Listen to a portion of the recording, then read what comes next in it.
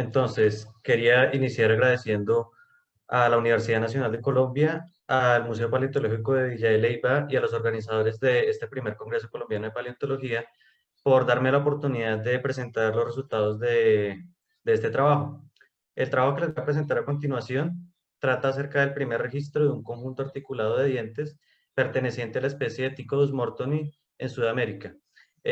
Aquí voy a presentar de una manera resumida los resultados de mi trabajo de grado con el que obtuve el título de Geología y que fue dirigido por la profesora María Páramo.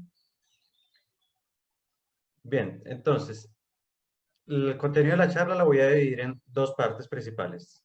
En la primera voy a dar un contexto general, entonces voy a hablar sobre qué son los ticodontidos y voy a hablar sobre lo que se ha hallado en Sudamérica. Voy a enfocar en el continente.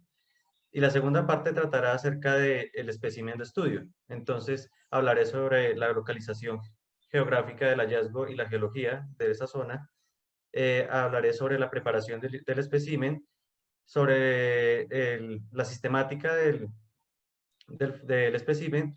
Daré una descripción breve, una descripción general del fósil y daré una determinación. ¿Cómo hice para determinar a qué grupo sistemático pertenece, para finalizar con un resumen general de la charla? Bien, entonces comencemos. ¿Qué son los ticodontidos? Listo, Capeta en el 2012 define que son elasmobranquios que habitaron los mares de todo el mundo, desde el Albiano hasta el Campaniano. Entonces, quiere decir que son un grupo de peces que están relacionados con los tiburones, son peces cartilaginosos. Acá en la imagen de la derecha podemos ver una ilustración de cómo sería un individuo del género y de la especie Ticodus mortoni, y vemos que podían ser especímenes, animales que alcanzaban tamaños colosales, de hasta 10 metros. Bien, pero ¿qué es lo que es particular de estos animales? Lo que los caracteriza en el registro fósil es la presencia de estos clústeres de dientes que se caracterizan por presentarse en una configuración de filas paralelas que se dirigen en dirección anteroposterior, como lo podemos ver acá. También otro rasgo que es bastante interesante de los dientes de estos antiguos condrictios es que presentan un patrón de ornamentación en la corona de los dientes bastante peculiar y que se puede clasificar en dos tipos principales. El primero, que es el que estoy señalando acá, que corresponde a un patrón de ornamentación paralelo y transversal al plano anteroposterior del animal, o pues en este caso del diente. Y el segundo tipo, que es uno más particular, uno más raro dentro de las especies del género, que corresponde a un patrón de ornamentación que es radial, con muchas crestas que cubren toda la corona en patrón radial, saliendo desde el ápice de la corona. Bien, pero ¿dónde estaba localizado esto? Resulta que esos dientes se organizaban, pues como yo lo mencioné antes, en filas paralelas que formaban una especie de tapete triturador. Entonces acá en la imagen de la derecha vemos cómo sería una dentición superior, o sea, del maxilar, y una dentición inferior de la mandíbula. Y la diferencia básica es que en la fila del medio, la fila sinficial, esta de acá, para la dentición superior, los dientes del medio son más pequeños que los dientes inmediatamente adyacentes. Mientras que por otro lado, la dentición inferior presenta los dientes más grandes de toda la dentición en su fila sinficial.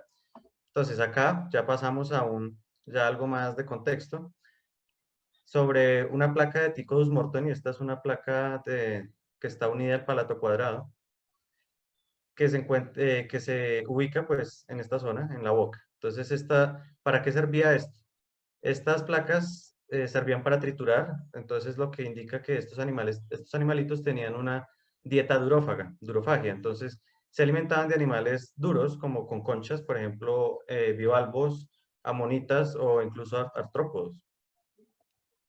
Bien, en esta diapositiva muestro una reconstrucción paleogeográfica del planeta para el Cretácico superior, específicamente en el rango temporal del Turoniano-Coneciano.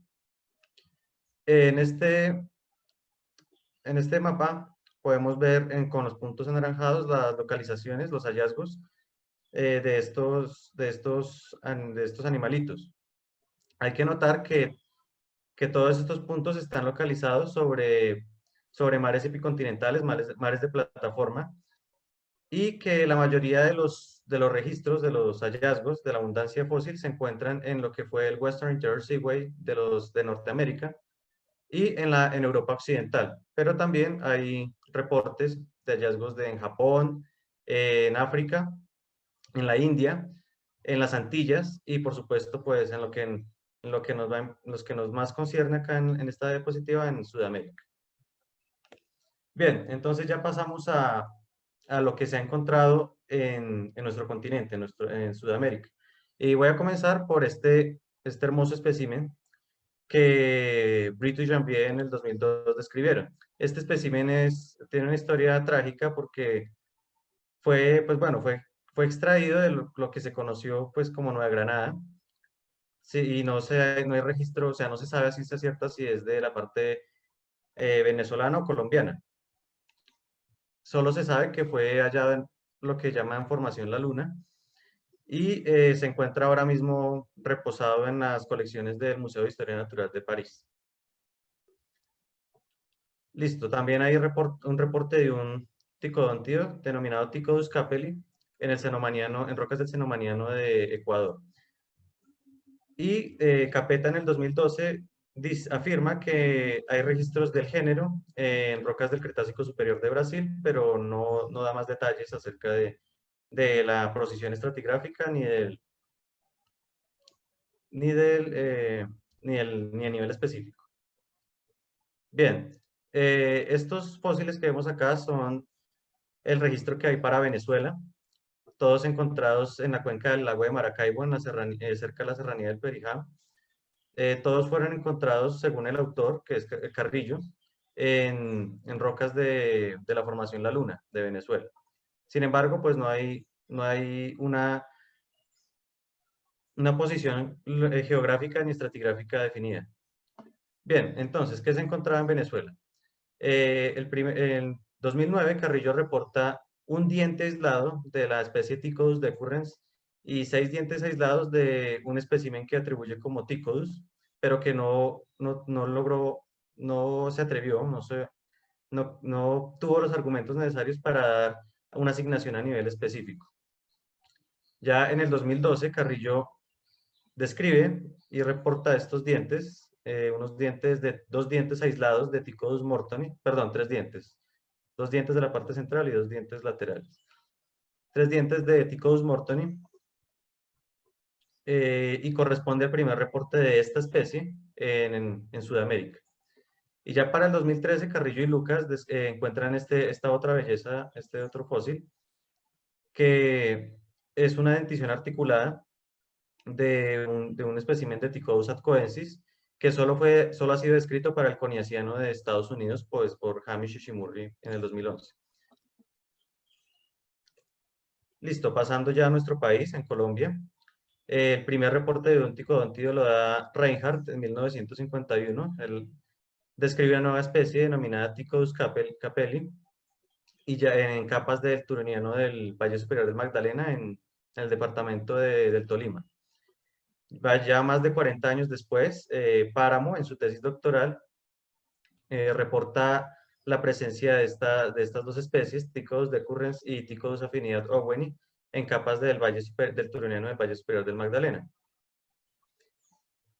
Y ya, pues 20 años después, ya el año pasado, salió un artículo con el primer reporte de la especie Ticodus mortoni para Colombia, encontrados en capas de la formación Loma Gorda de edad coniaciano en el Valle Superior del Magdalena. Entonces, como podemos ver, corresponde a dientes aislados de la especie Ticodus mortoni. Adicionalmente, los especímenes del Turoniano son conjuntos de dientes, pero que no están articulados, o sea, no se encuentran en posición de vida, han sido perturbados.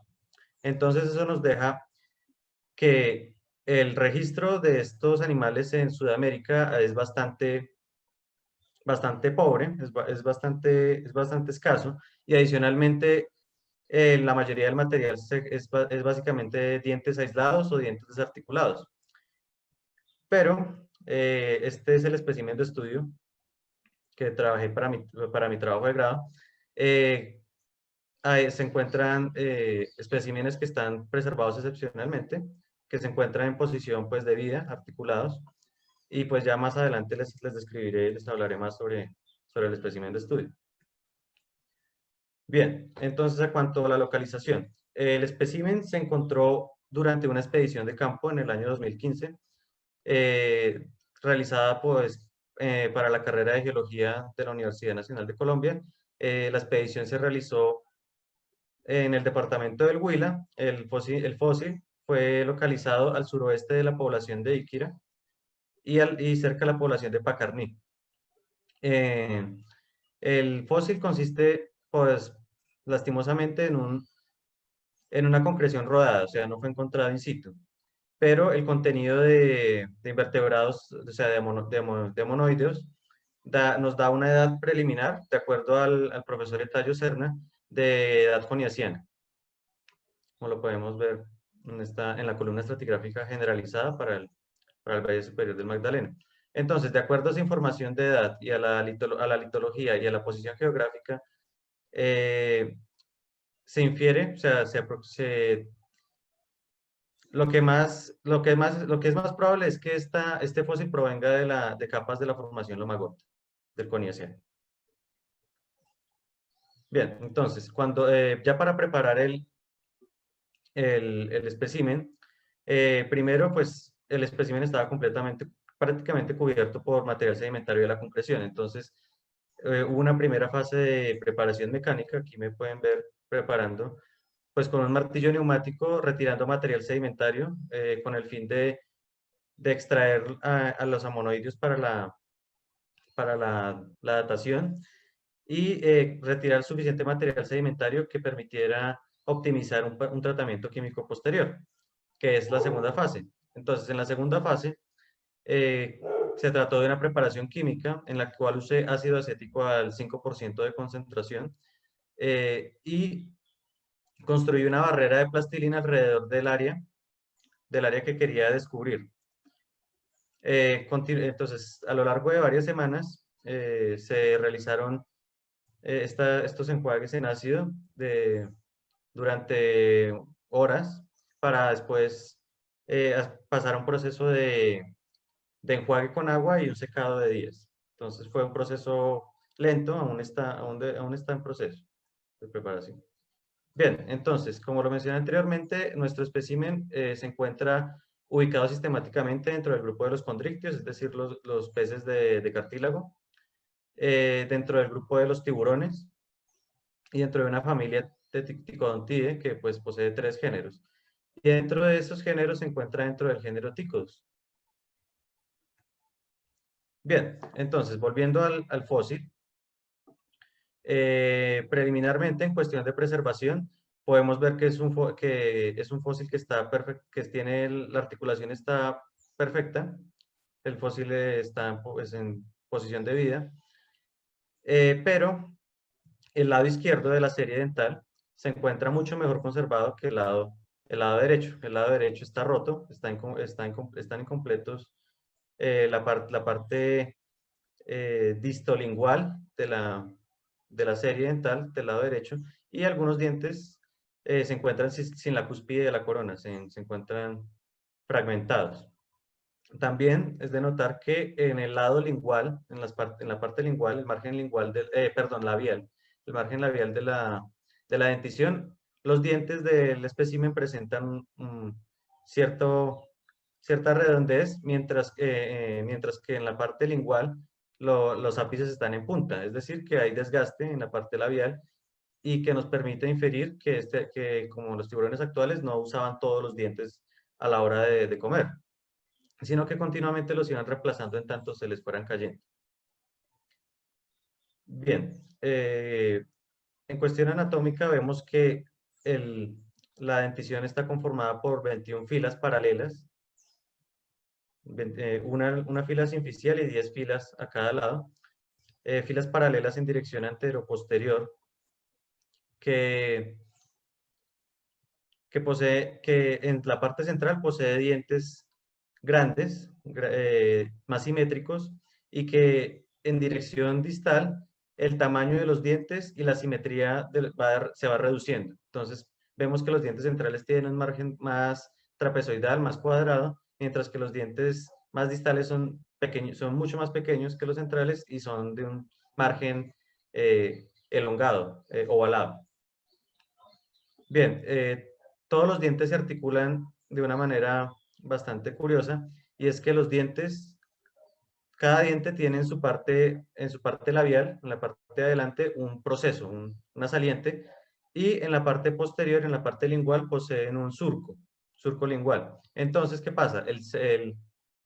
El proceso, el proceso labial se, se acopla, se encaja sobre el proceso lingual del diente que está adelante, como podemos ver acá, que hay una depresión y este margen se une. Adicionalmente, los lados distales de los dientes se superponen sobre el lado mesial de la fila adyacente, que es, este lado es plano, es más aplanado, y pues permite una buena articulación de la mandíbula. Bien, ya en cuestión pues de los dientes individuales, vemos que todos presentan una corona elevada, una corona grande, una corona elevada de forma cónica que termina en un ápice en punta. Bien, a partir de ese ápice, desde ese ápice surgen en todas direcciones, en un patrón radial, múltiples crestas esmaltadas, que se restringen a a la mitad superior de la corona, lo que se conoce como la cúspide. Bien, entonces, tanto las crestas van expandiéndose por la corona, se van haciendo ligeramente más delgadas y se divergen, empiezan a divergir hasta que llegan a un punto, acá donde vemos que cambia la pendiente, que chocan perpendicularmente con otras crestas delgaditas en un patrón sinuoso, que le da una textura como granular y que son concéntricas. Entonces, esta zona de acá se conoce como el área marginal del diente. Entonces, la mitad inferior corresponde al área marginal del diente con un patrón de ornamentación concéntrico al ápice. La corona de los dientes, de todos los dientes, pues, es tan grande que en vista oclusal, o sea, en vista superior, oculta completamente la raíz. Entonces, esa raíz es una raíz bastante pequeña, es una raíz poco elevada, tabular, que es muy porosa y que es característica del grupo de esta especie, del género, perdón. Bien, entonces con esa descripción en mente, pues procedí a pasar a la determinación, a la ubicación sistemática del individuo.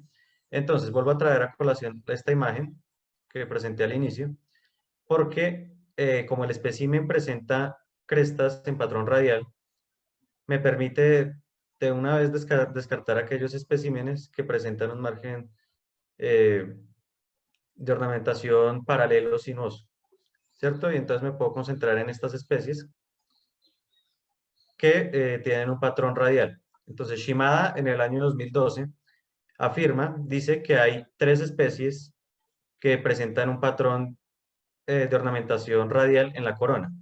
La primera de estas, las vemos acá, el que se llama Ticodus atcoensis. Esta es otra vez la imagen del espécimen venezolano. Y llama la atención de este espécimen en que el patrón de crestas es en chevron, tiene un cierre en chevron, en cremallera. Entonces, parece que hiciera unas pequeñas Bs en la corona, y además de que las crestas son muy gruesas y no superan en número a 10 crestas por diente, que pues no concuerda con aquella descripción, con lo que se ve acá en el espécimen de estudio, que presenta muchas crestas, más de 15, no son tan gruesas, y el espécimen no presenta ese patrón característico de Ticodus atcoensis, de un patrón en cremallera. Entonces, por lo tanto, Ticodus atcoensis fue descartado para la asignación específica del espécimen. Bien, la segunda especie que Shimada menciona es Ticodus cyclodontis, un ejemplar encontrado y definido en Cuba, para el turoniano de Cuba. Bien, la característica principal de Ticodus cyclodontis, la diagnosis dice que es homodonto, es decir, que todos sus dientes son iguales en forma y similares en tamaño, cosa que dista mucho con el espécimen de estudio, porque, como lo vimos, tiene tiene varios tamaños de dientes y varias morfologías, cambia a lo largo de toda la dentición, o sea, presenta heterodoncia. Como un dato extra, eh, pareciera que el espécimen estudiado por British Journal en el 2002 pudiera pertenecer a la especie de Ticodus cyclodontis, porque cumple con la característica de homodoncia y el tamaño similar de los dientes. Bien, ya la última especie que menciona Shimada en su estudio de especies que tienen crestas radiales es Ticodus mortoni. Bien, entonces acá en la imagen derecha hay una imagen extraída del artículo de Shimada del 2012 que nos muestra también una dentición inferior de la mandíbula de un individuo de Ticodus mortoni.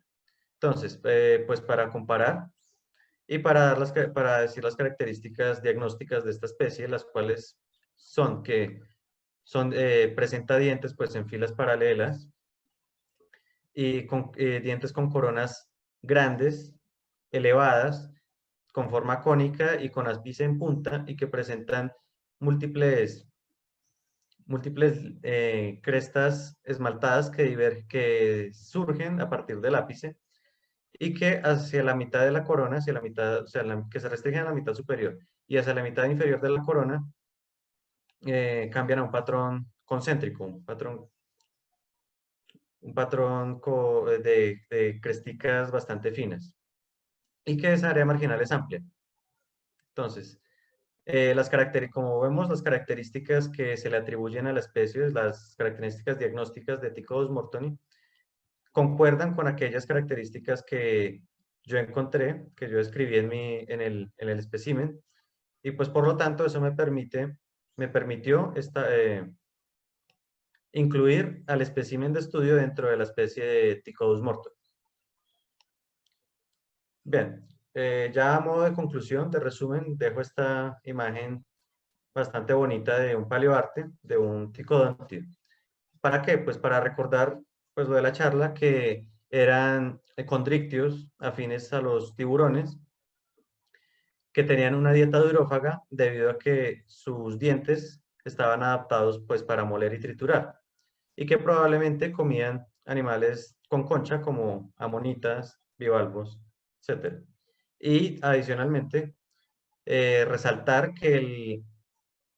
volver a resaltar que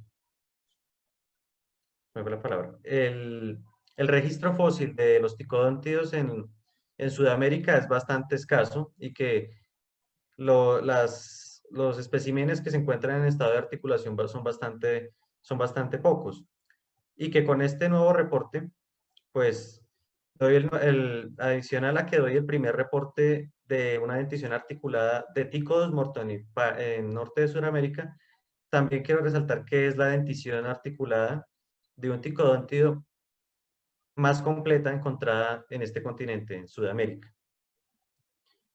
Bien, entonces quiero agradecer por su atención, por el interés prestado en mi charla. Agradecer de nuevo a la Universidad Nacional de Colombia, a los organizadores de este congreso y especialmente también a la profesora María Páramo, que fue quien me dirigió en este trabajo y con quien inicié pues mi labor en esta hermosa tarea que es la paleontología. Muchas gracias de nuevo y cualquier pregunta que tengan, estoy en la medida de lo posible, la responderé. Entonces, muchas gracias otra vez. Bueno, muchísimas gracias por esta presentación y bueno, daremos inicio a las preguntas. ¿En qué tipo de ecosistema acuático habitaron los Pictodus? Los ticodóntidos como lo, permítanme devolverme, acá. Los registros de ticodontidos en todo el mundo se han dado en rocas que se reconocen como ambientes de plataforma. Es decir, que habitaban en mares epicontinentales, no muy cerca, mares costeros, mares no profundos. Entonces, ese sería como el ambiente marítimo de esos animales. ¿A qué se debe el pobre registro de esta taxa en Sudamérica? Perdón, la pregunta, ¿A otra qué vez, se, no la escuché. a qué se debe el pobre registro de esta taxa en Sudamérica? Bueno, básicamente es porque no se ha explorado mucho, como lo veníamos viendo en presentaciones anteriores y en intervenciones anteriores, es que falta mucho por hacer, por lo menos en el norte de Sudamérica.